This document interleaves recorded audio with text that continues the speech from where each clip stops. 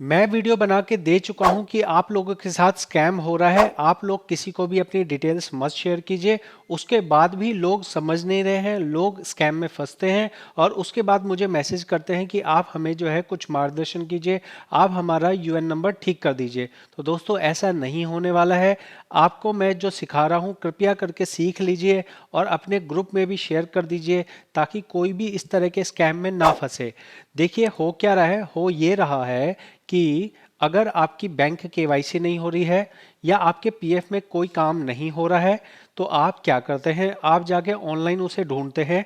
खास तौर पे फेसबुक में ये अंधे तरीके से ये काम चल रहा है जहां आपके ऐसे ऐसे काम को हाँ बोल दिया जाता है जो काम करना इम्पॉसिबल है।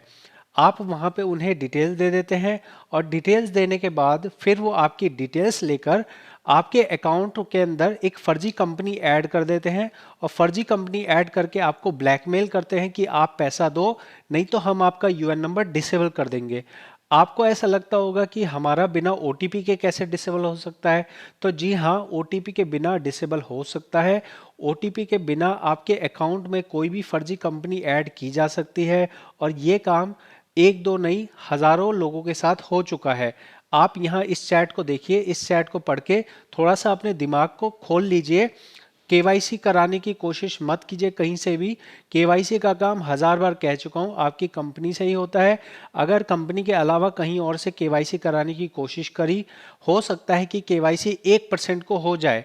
99% चांस है कि आपका अकाउंट खराब हो जाएगा और ये भी चांस है कि हो सकता है केवाईसी करने वाला आपको ब्लैकमेल करेगा, आपसे जो है 10,000 20,000 30,000 रुपए आपसे मांगेगा। तो कभी भी यूट्यूब या फेसबुक पे किसी को भी अपना आधार नंबर यूएन नंबर नहीं देना है, किसी से भी ऑनलाइन केवाईसी नहीं करानी है। कोई भी कहे कि हम अपनी सर्विस हिस्ट्री आपकी डिलीट कर देंगे, यूएन नंबर डिलीट कर देंगे, ओवरलैपिंग ठीक कर देंगे, करेक्शन कर देंगे, सब फेक, एवरीथिंग इज फेक। आप किसी को भी अपनी डिटेल्स कृपया करके शेयर मत कीजिए। आपके सामने मैं कई केसेस दिखा चुका हूं, वापस से केस दिखा रहा हूं। इस केस को दिखाने के बाद फिर एक और मेरे पास चैट आया है, उसके अंदर बहुत ज़्यादा गंभीर चीज़ें हैं जो आपको दिखाऊंगा। समझिए, ये वीडियो बनाने में मेरा कोई रेवेन्यू नहीं मिलता, मुझे कोई यूट्यूब ये लाखों रुपए नहीं देता, लेकिन मैं चाहता हूं कोई आदमी इस तरह के स्कैम में ना फंसे। जिस स्कैम में फंसने के बाद फिर आप क्या करोगे पता है? आप फिर आप बन जाओगे इधर से उधर, उधर से उधर, उधर से उधर, चक्कर ही चक्कर लगाते रह जाओगे। 6 महीने 1 साल तक चक्कर लगाओगे, तब जाके ये समस्या ठीक होने वाली है। आप गलती मत कीजिए। देखिए यहाँ पे क्या हुआ है, यहाँ पे बोला गया मैंने केवाईसी करने के लिए दिया था, उसने डेथ इन डिसेबल डेथ डाल दिया, ठीक है। उसके बाद ये कहते हैं कि हमसे बात कीजिए, मैंने कहा पूरी जानकारी बताइए। तो कहा गया कि उन्होंने 800 रुपये हमसे बोले हैं और हम उनका जो है एक्टिवेट कर देंगे, ऐसा उन्होंने बोला, ठीक है। 300 पीएफ निकालने देने के लिए दिए थे। मतलब आप सोचिए कि 300 रुपये दिए गए थे निकालने के लिए। इन भाई साहब ने थोड़ी सी ज़्यादा होशियारी दिखाई। इन्होंने कहा कि भाई हमारा पैसा तो निकल ही गया, अब करने वाला क्या करेगा। या फिर इन्होंने केवाईसी कराई, मैंने ज़्यादा डिटेल में नहीं जाना है। लेकिन जो बात यह है कि ऐसा हुआ है कि जिसने इनका काम किया था उसने सबसे पहले देखो, पीएफ का लोगो लगाना गलत चीज़ है, पीएफ का लोगो नहीं लगाना चाहिए। फिर यहाँ क्या बोला जा रहा है, पेमेंट डालना है या नहीं, बोलिए नहीं तो मैं यूएन डिसेबल करने जा रहा हूं, बोलिए फास्ट। बोलिए फास्ट करके ये 15 अक्टूबर को ये बातचीत हुई है। और अब क्या कहा जा रहा है, मत दो पेमेंट, अभी तेरा अकाउंट लॉक कर रहा हूं, फिर तू जिंदगी भर रोएगा। इतना कह के इस अकाउंट को डिसेबल कर दिया गया और अब इनका कॉल नहीं रिसीव किया जा रहा है। इनका अकाउंट जो है, इनका जो व्हाट्सएप है वो ब्लॉक कर दिया गया है। क्या ये आदमी जिसने डिसेबल किया है, डेथ इन सर्विस डाला है, वो बिना ओटीपी के इस काम को कर सकता है? हाँ, क्योंकि आपने उसको अपना आधार नंबर दिया है, अपना यूएन नंबर दिया है। बस ये दो चीज़ें चाहिए आपके अकाउंट को बर्बाद करने के लिए। अगर आप ये दो चीज़ें किसी को दे रहे हो तो ये समझ के रखना कि वो आदमी आपका यूएन नंबर खराब कर सकता है। अब अगर मान लीजिए आप इस स्कैम में फंस चुके हैं और आपका डिसेबल करने के लिए धमकी दी जा रही है, तो आप जरूर से ये समझ लीजिए, आपको तुरंत ही पीएफ ऑफिस में जाना चाहिए, तुरंत ही पीएफ ऑफिस में इसकी सूचना देनी चाहिए। और अगर ऑलरेडी डिसेबल हो गया है तो क्या पैसा दे देने से वो आपका डिसेबल चालू कर देगा? नहीं। डिसेबल अगर हो चुका है तो उसको चालू बिना पीएफ ऑफिस जाए नहीं किया जा सकता है। इसलिए एक बार डिसेबल होने के बाद किसी को भी 1 रुपए देने की ज़रूरत नहीं है। बहुत बार मैंने देखा है डिसेबल कर दिया, डिसेबल करने के बाद बोला गया आधे घंटे में चालू कर देंगे, पैसा दे दो, 15,000 10,000। नहीं होता है, बिल्कुल भी नहीं होता है। इसलिए आप लोगों को सिखा रहा हूँ, समझा रहा हूँ, ताकि आप लोग ऐसे स्कैम में ना फंसे।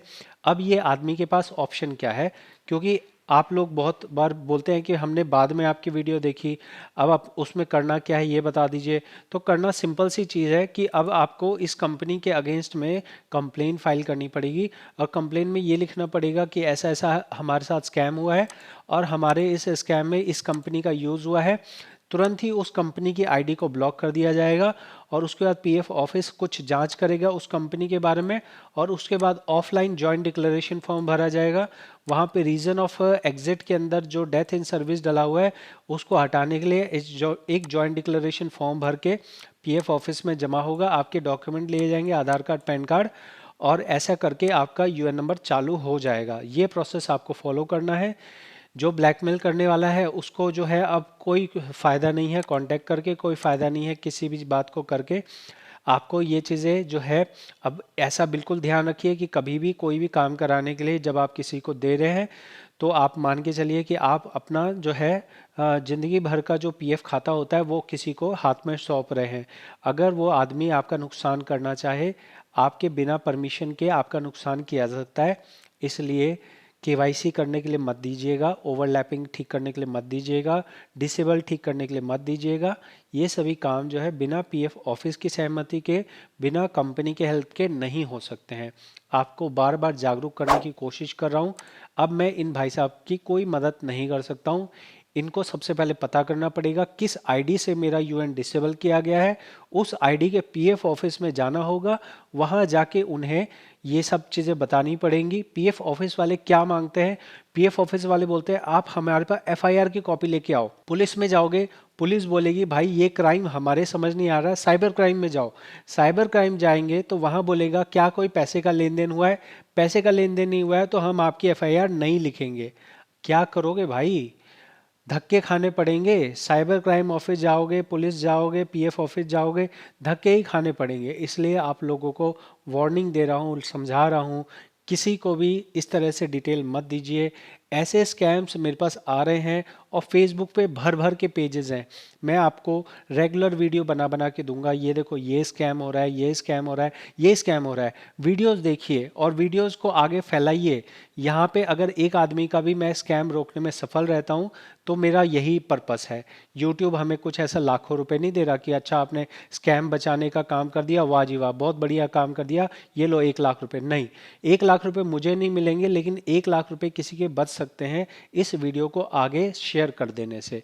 ज़रूर अपने जो व्हाट्सएप ग्रुप है जहाँ पे लोग अपना जुड़े हुए हैं, कर्मचारी जुड़े हुए हैं, वहाँ इस वीडियो को शेयर कर दीजिए। बहुत बहुत धन्यवाद।